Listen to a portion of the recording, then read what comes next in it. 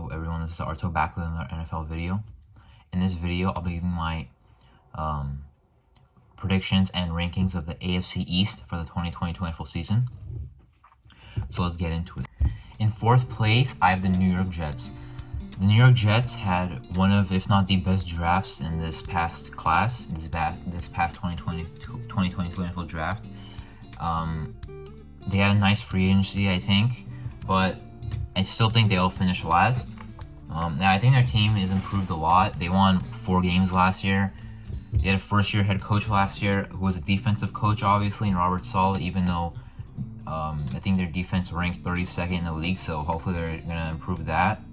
And, rookie quarterback who didn't play well either, so they need to see some development in him there, or else he might just turn into another Sam Darnold, and obviously you don't want that in another very high first-round pick. Yeah, Zach Wilson, obviously. At running back, they had Michael Carter last year, and even though a lot of people think that he'll be like the guy that is like the starter now, apparently they're gonna use Breece Hall more as a starter. It was a second-round pick, and like Michael Carter will kind of back him up as well. They have Tevin Coleman as well, so not a bad running back room.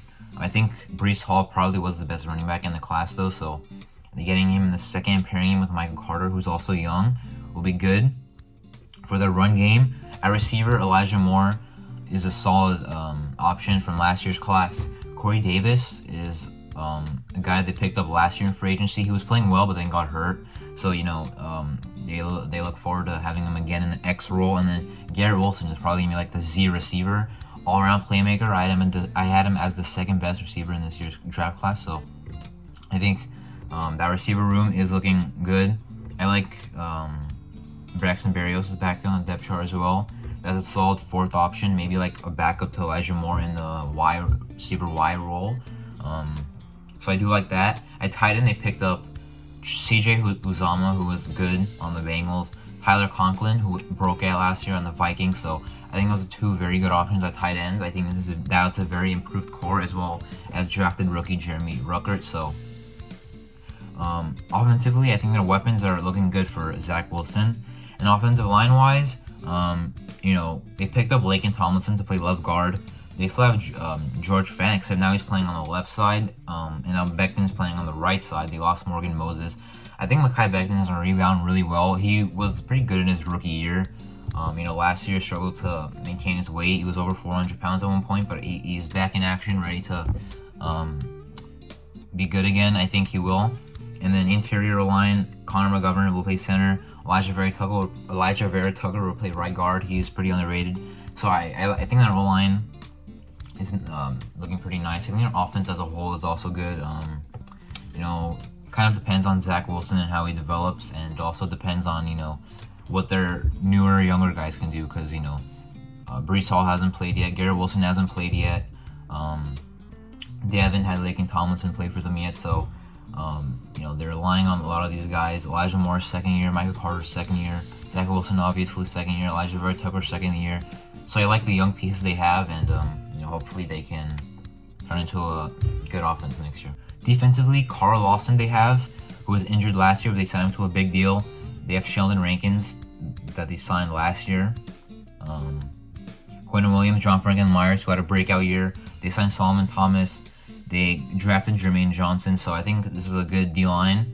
I think Lawson, Franklin Myers, and Jermaine Johnson will make a good defensive end duo. Quentin Williams is one of the best defensive tackles in the league, so I think that looks really good.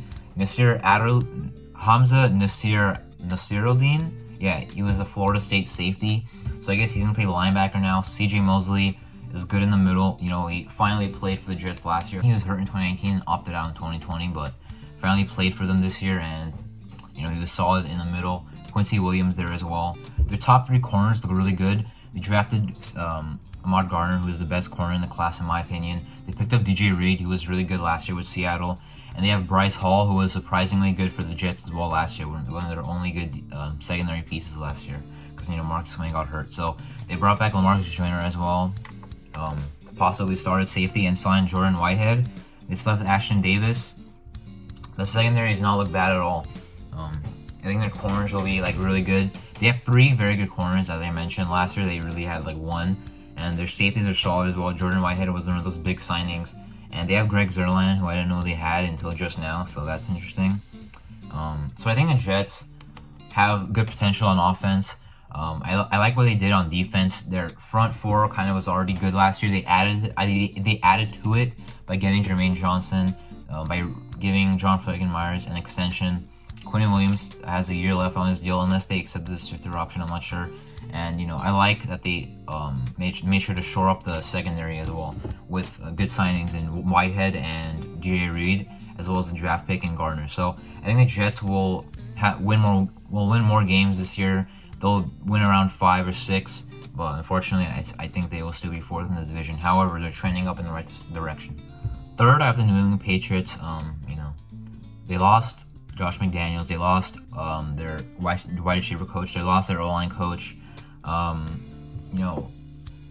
big reason why I put them at number 3 is because Bill Belichick kind of is a big reason why they're a good team. So if coaches matter that much for them, I thought that since they lost a lot of head coaches or a lot of coaches on that roster, and they didn't really have an offensive play caller, it might have to be Belichick.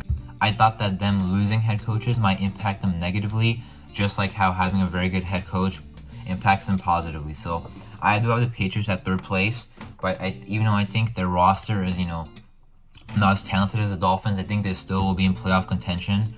I don't think they'll be better than the Dolphins, but I think Patriots are still a team to look out for in the playoffs.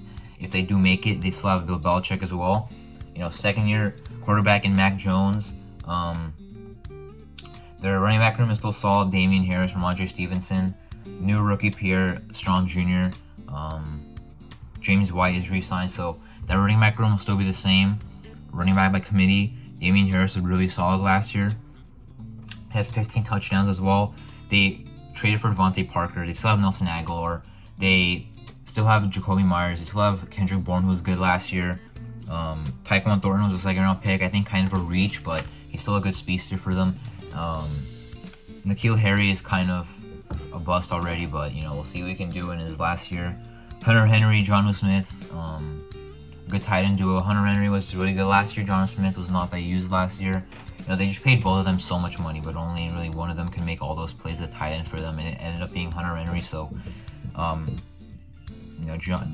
Smith kind of just sitting there as a really talented tight end that might not get the production he did in Tennessee as a tight end too. Their offensive line is really solid as well. Isaiah Wynn, David Andrews at center, Mike Onwenu who at right guard, right tackle Trent Brown. Those are all really solid. However, left guard Cole Strange is kind of the question mark, because he was kind of a controversial pick for them. But I think offensive line wise they'll be set. They've been good for years now. They did lose their offensive line coach, as I mentioned, but I think they'll be fine there. On defense, Dietrich Wise Jr., Christian Barmore, who I really liked, I believe he will take a good step for them. Devon Gottschall, Lawrence Guy. So this is a solid D-line. I think the ends can improve. Wise Jr., Lawrence Guy, they've been there for a while now. But on the edge, you got Matthew Judon, rushing as more of a 3-4 outside linebacker. He's a great rusher, had a great year last year. Proved to be the best signing of their big free agency last year. Juwan Bentley, they re-signed Josh Uche. It's a solid linebacker room, not the best. And then secondary is kind of what it's interesting here, because they brought back Malcolm Butler on his second stint with New England. They have Jalen Mills starting, who converted to corner kind of from safety when he was with the Eagles. Kyle Duggar is still a safety for them. Devin McCourty is still a safety for them. They have Jabril Peppers now, Adrian Phillips, Terrence Mitchell they have at corner, Jonathan Jones they have at corner. They drafted some other guys as well. I don't see them on the depth chart here, but I know they drafted Jack Jones from Arizona State and another corner as well. I don't recall from where. Defensively, they'll be, in that Belichick defense, still be a hard defense to get past, but I think they don't have the same amount of talent to kind of make, all types of plays. I think their D-line, they really only have one great player, and that's really Judon, if you count him as a pass rusher, because he is a pass rusher. I think their linebackers aren't very good. I think they, since they lost J.C. Jackson, they didn't really have that playmaking element back there. And they didn't really do much to replace him. No one, really on their team is as good as him now. Even bringing back Malcolm Butler, I don't know how much that really does for their secondary. He'll be starting now. They have some depth draft picks as well, but I don't think that defense has the talent. Offensively, I think they have more talent than they do on their defense, but it's just a question of how their offense will be run. I think they'll still run the ball effectively. We'll see how their pass game goes. There were some underutilized wide receivers over there. Devontae Parker's new, so we'll see what happens. Mac Jones, I think, will be better this year. So, yeah, the Patriots finishing in 3rd place. Number 2, I have the Miami Dolphins. Who have a new head coach in Mike McDaniel. They almost traded for Deshaun Watson last offseason, but they didn't, so now they're riding it with Tua. They have Teddy Bridgewater as a backup, so that's not that's a solid potential starting option if they need him to be. I think at running back, they kind of went the San Francisco route because Mike McDaniel's from there. Mostert they have, Chase Edmonds they have, Sony Michel they have, Myles Gaskin they still have. I think that running back room will be a interesting competition. I think probably Chase Edmonds is the best. Maybe Raheem Mostert, but that's if he stays healthy. I think Gaskin's been like an average running back the past couple of years, but he was solid for them, but they kind of needed an upgrade, so that's why I think these running back moves make sense.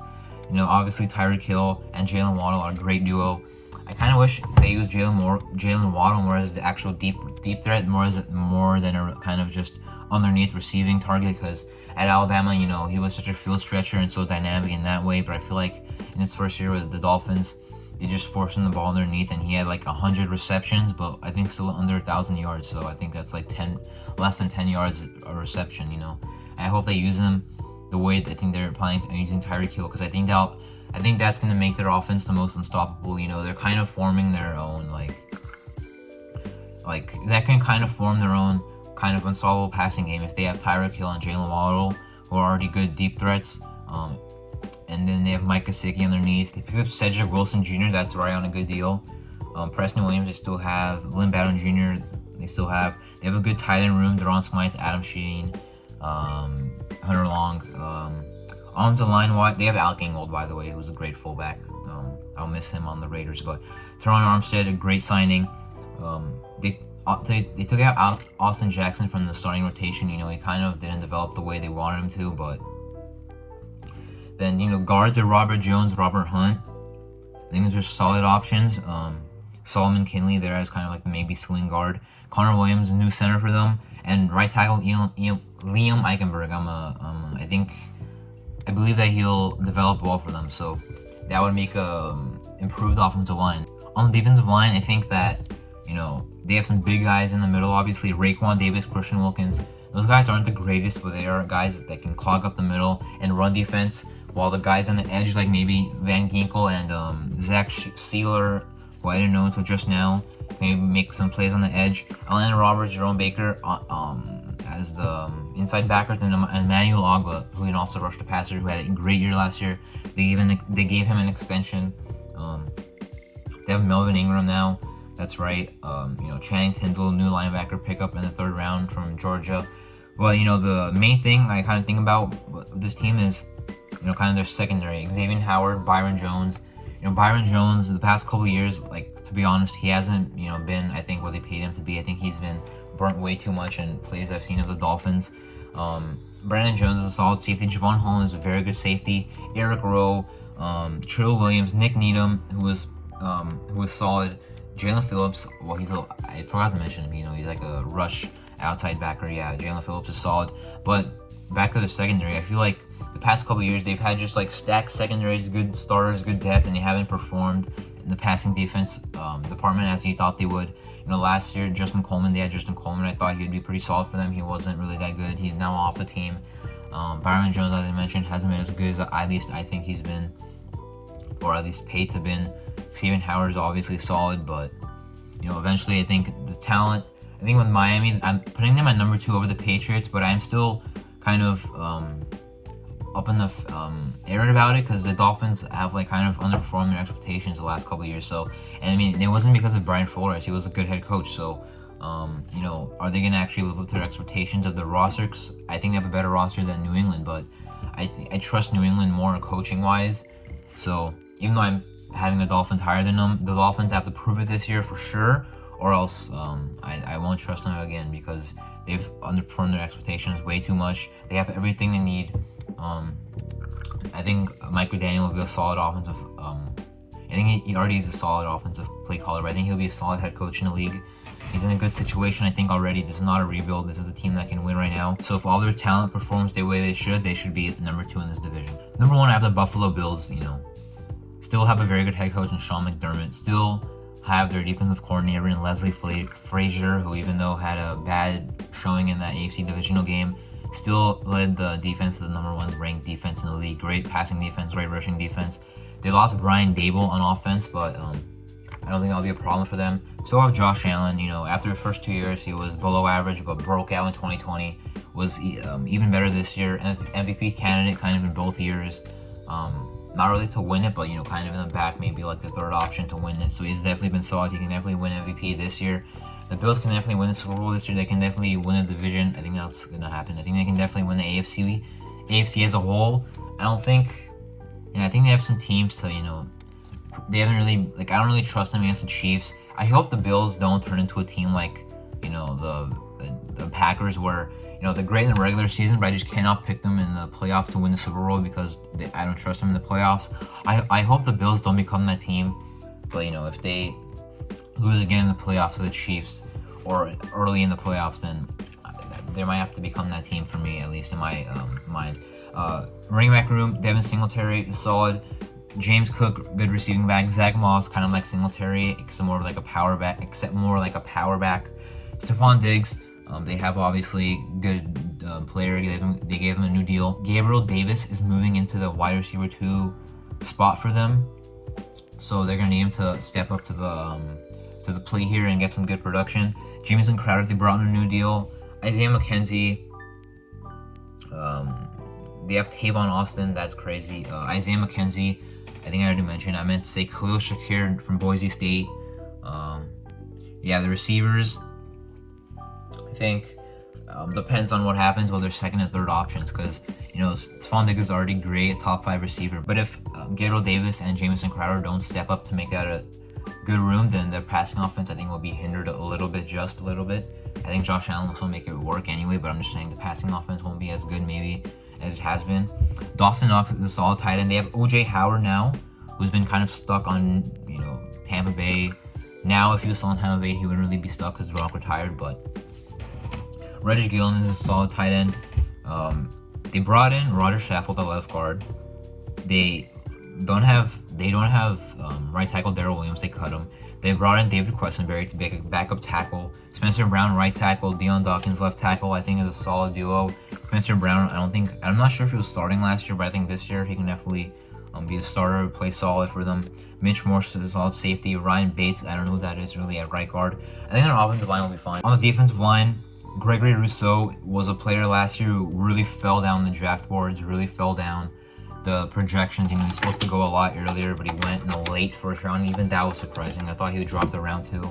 He was better last year than I thought, but I think the Bills still need more from him. So in his starting role, maybe that's what he'll deliver. Ed Oliver, I really like. Daquan Jones is there. Jordan Phillips is there. Tim Settle, they brought in from Washington. A.J. Epineza, they brought in from Dallas, although he hasn't really done much. Shaq Lawson, who's been on teams, some other teams recently. Buggy Basham.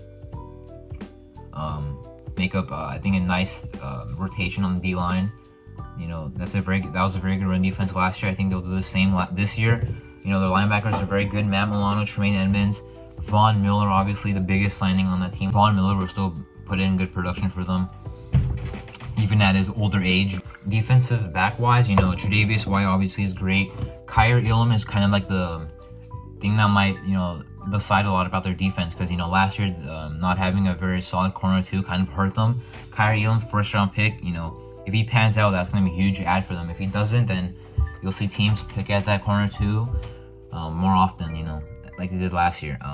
Jordan Poyer, Micah Hyde, still the best safety duo in the league. Teron Johnson is like a solid slaw option. Dane Jackson. So I think their defense is ready to go. They'll cause havoc. They'll stop the run. They can make plays at all 3 levels. Really, I like their linebackers in coverage. I like the Von Miller ad. I like the Ed Oliver like at all right there. Their defensive backs, even though, in my draft video talking about Kyrie Elam, I would have preferred they took another player, but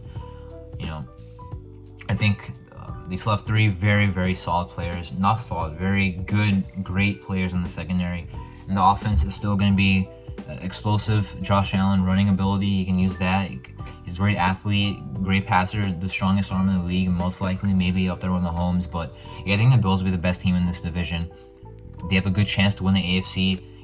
Week 1 they play the Rams. That's arguably the best team in the AFC versus the best team in the NFC. We'll see what happens. I'm excited to see the Bills in the playoff unless they're playing my team, the Raiders. But I think they have to put it together this year. They made some good additions, but even though I think they'll be better this year than last year. It's still a boomer bust year. It's now or never. They're a team that's already been ready to win for a couple of years now. They just got to make it happen. That was me projecting the rankings and standings of the AFC East for the 2022 NFL season. I'm Arto, and thank you for watching.